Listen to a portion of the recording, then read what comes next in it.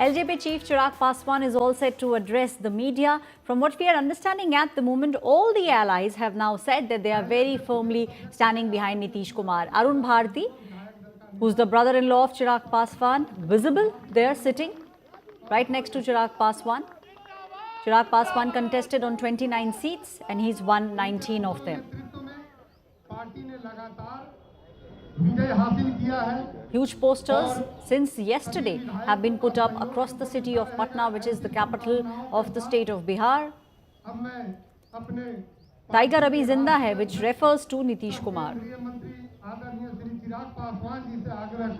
Chirag Paswan all set to speak.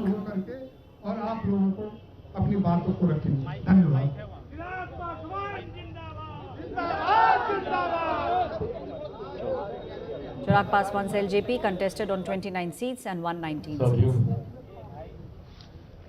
सर्वप्रथम इस press वार्ता में उपस्थित होने के लिए मैं मीडिया से जुड़े हुए मेरे तमाम पत्रकार साथी भाइयों का मैं स्वागत करता हूं। क्षमा चाहूंगा कि एक दो बार आज प्रेस वार्ता का ये समय बदला गया। कुछ ऐसे कार्यक्रम जुड़े जो पूर्व निर्धारित नहीं थे। सुबह मुख्यमंत्री जी से मुलाकात का समय हुआ। लोक जनशक्ति पार्टी रामविलास का प्रतिनिधि मंडल मुख्यमंत्री जी से मुलाकात कर उनको विधिवत तौर पर जिस तरीके से उनके नेतृत्व में एनडीए गठबंधन ने चुनाव लड़ने का काम किया, उसके लिए हम सब ने मिलकर उनको बधाई दी। एक बधाई कल मैं उनको फ़ोन के माध्यम से पहले ही दे चुका था, पर आज विधिवत तरीके से मिलकर न सिर्फ उनको हम लोगों ने बधाई देने का काम किया, बल्कि आने वाले दिनों में क्या रूपरेखा सरकार की गठबंधन की रहेगी, उस पर भी हम लोगों ने चर्चा करने का काम किया।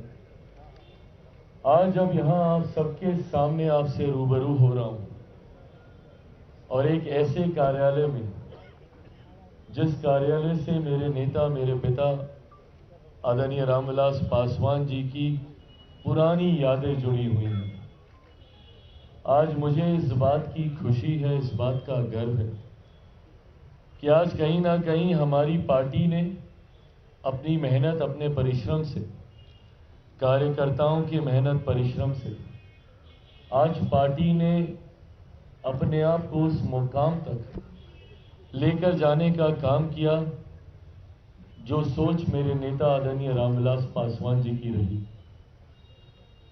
सन 2000 में जब से पार्टी का गठन हुआ, तब से लेकर अभी तक ये दूसरा पार्टी का सबसे बेहतरीन प्रदर्शन रहा। पहला प्रदर्शन 2005 में जब बिना किसी गठबंधन में मेरे नेता ने चुनाव लड़ने का काम किया, 29 विधायक जीते, पर परिस्थितियों वर्ष उस वक्त सरकार नहीं बनी और जिस तरीके से दोबारा चुनाव होने पर पार्टी का प्रदर्शन 2005 नवंबर में जब चुनाव हुए तो उस तरीके का नहीं रहा जो पहले फरवरी में हुए चुनाव में रहा था। और तब से निरंतरता में पार्टी ने कई संघर्ष के दौर देखे। 2009-2010 का एक ऐसा दौर आया जब 2009 लोकसभा में मेरे नेता आदरणीय रामविलास पासवान जी खुद भी उस वक्त वो चुनाव नहीं जीत पाए थे। वो एक कठिन समय जरूर पार्टी का था, पर उन्होंने हार नहीं मानी और 2014 में एक शानदार वापसी, उन 5 सालों में जिस तरीके से उनका संघर्ष रहा, एक शानदार वापसी उन्होंने करने का काम किया। इतिहास कहते हैं कि अपने आप को दोहराता है। लगभग 2020 के आसपास पुनः मेरे सामने ऐसी ही परिस्थिति आई जहां पार्टी की समाप्ति की भी घोषणा कई दलों के द्वारा कई अलग अलग मंचों पर कर दी गई थी। 2020 में पार्टी का प्रदर्शन अपेक्षा के अनुरूप नहीं रहा और उसके बाद 2021 में जिन उतार चढ़ाव से पार्टी और मैं खुद व्यक्तिगत तौर पर गुजरा, कहीं ना कहीं 2022 आते आते तक ये मान लिया गया था कि लोक जनशक्ति पार्टी और चिराग पासवान समाप्त है। पर मेरी रगों में भी मेरे नेता, मेरे पिता आदरणीय रामविलास पासवान जी का खून है। 2009 के बाद ना उन्होंने हार मानी थी और संघर्ष कर कर पार्टी को ऊंचाइयों तक वो लेकर गए थे। उन्हीं का खून मेरी रगों में है। 2020 में जब प्रदर्शन हम लोगों की अपेक्षा के अनुकूल नहीं रहा, मैंने भी उन्हीं से ही सीख लेते हुए पार्टी को नई ऊंचाइयों तक लेकर जाऊंगा, ये संकल्प लिया। 2024 में गठबंधन ने अपना विश्वास जताते हुए एक सांसद वाली पार्टी को 5 लोकसभा की सीटें दी लड़ने के लिए और 5 की 5 हम लोग जीते। और विधानसभा में 0 विधायक वाली पार्टी, मैं एक विधायक बोलने लगा था पर बोलते बोलते याद आया कि जो विधायक थे वो भी पार्टी का साथ छोड़कर चले गए थे और उन्होंने दूसरे दल का साथ थामा था।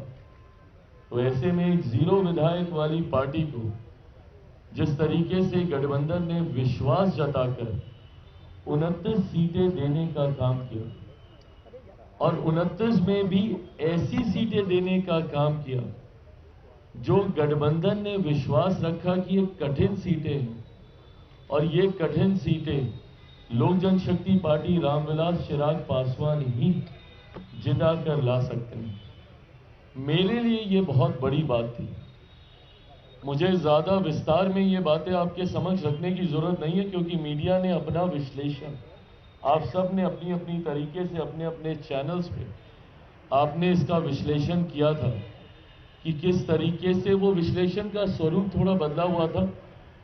उसके पीछे की सोच ये बताई जा रही थी कि चिराग पासवान को ये सीटें हारने के लिए दी गई हैं और मेरे कुछ शुभचिंतक जो मेरे बारे में सोच रखते हैं कि भैया कैसे चिराग पासवान को कमतर आंका जाए, उन्होंने खास तौर पर यह नैरेटिव सेट करना शुरू किया कि 2020 में चिराग पासवान ने खेल किया था जदयू के साथ और 2025 में यह खेल जदयू ने कर दिया चिराग पासवान के साथ, ऐसी सीटें थमाकर जिसमें 100% स्ट्राइक रेट का झुंझुना बजाने वाला लड़का, इसमें तो कम से कम प्रदर्शन अपना अच्छा नहीं कर पाएगा।